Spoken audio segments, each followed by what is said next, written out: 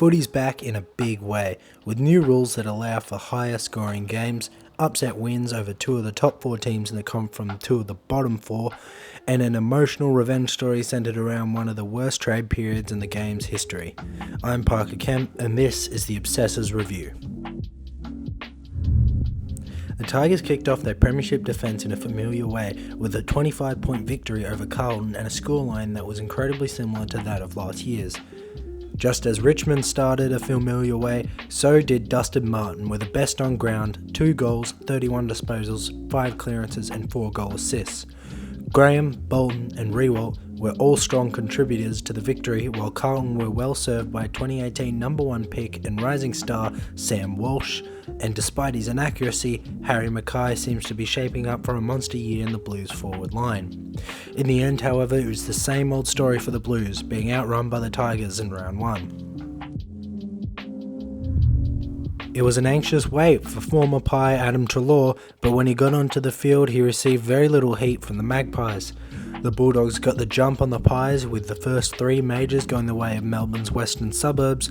From there, the contest was virtually goal for goal, as the Pies struggled to find options up forward while being dominated in the middle of the ground. Young pup Bailey Smith had an incredible performance with 36 disposals and 2 goals, but he wasn't alone. The Bulldogs star-studded midfield turned up in full power, with the likes of McRae, Dunkley, Bontempelli and Hunter all having a massive impact on the game. While he wasn't the game breaker, Adam Treloar finally got his revenge in a 16-point win. Moving on to Saturday, it began with a battle between 2 finals aspirants in Melbourne and Fremantle. Melbourne had the wounded Dockers covered for most of the day, especially in the backline where the likes of Sam May and Jake Lever were colossal, combining for a whopping 20 intercept possessions. The Dockers' injury crisis got even worse, with Alex Pearce straining the collateral ligament in his left knee. He's expected to miss up to 2 months of footy.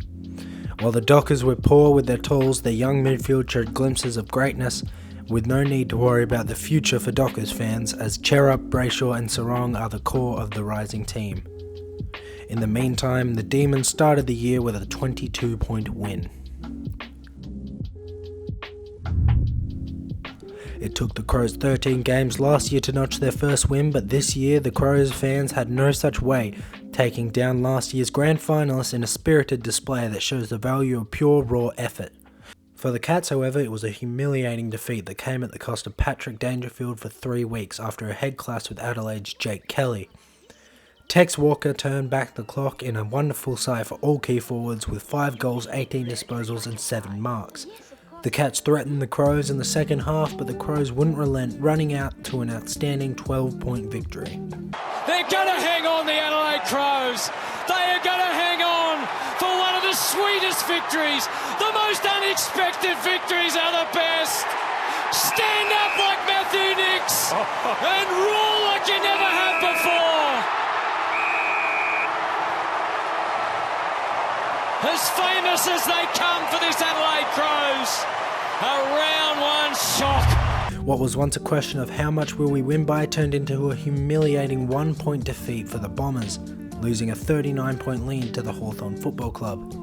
Tom Mitchell led his side and the game with 39 disposals, showing glimpses of his 2018 Brownlow form. There were some positives from the loss for Bombers fans, most notably the game of the cult hero Sam Draper, who led the game with 24 hitouts and was among the Bombers' best. Bombers fans have been left with the same old feeling of disappointment in round 1.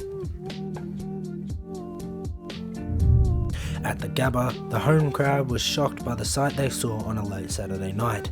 The Lions slumped to a shocking 31-point loss as the Swans' young guns dominated the premiership aspirants. Errol Goulden and Logan McDonald started their careers with wonderful 3-goal performances, one earning Goulden a Rising Star nomination. Son, St. Eagle turned Swan Tom Hickey was dominant in the ruck and maybe the solution to Sydney's ruck problems. Danaher had an up and down night, kicking 2 goals but also picking up a report after elbowing Dane Rampy's head. The Swans' scoring power was the most potent of the round, kicking 125 points in a 31-point victory.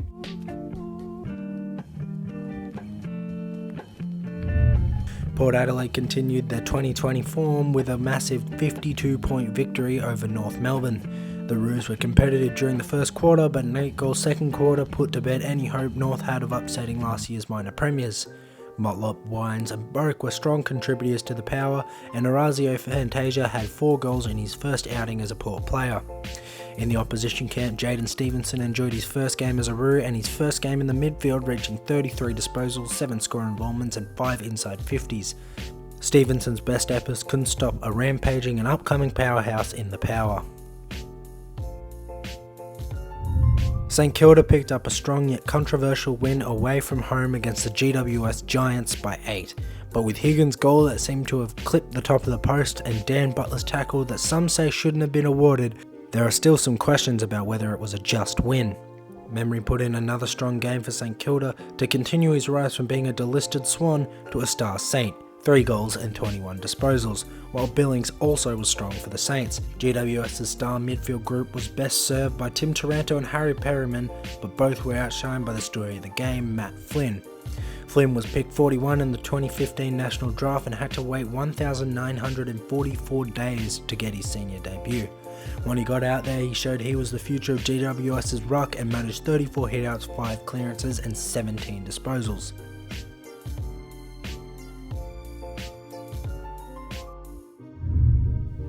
West Coast class managed to see off a tough challenge from the young Suns, and while they won by 25, that score really isn't indicative of the battle that it was for 3 quarters.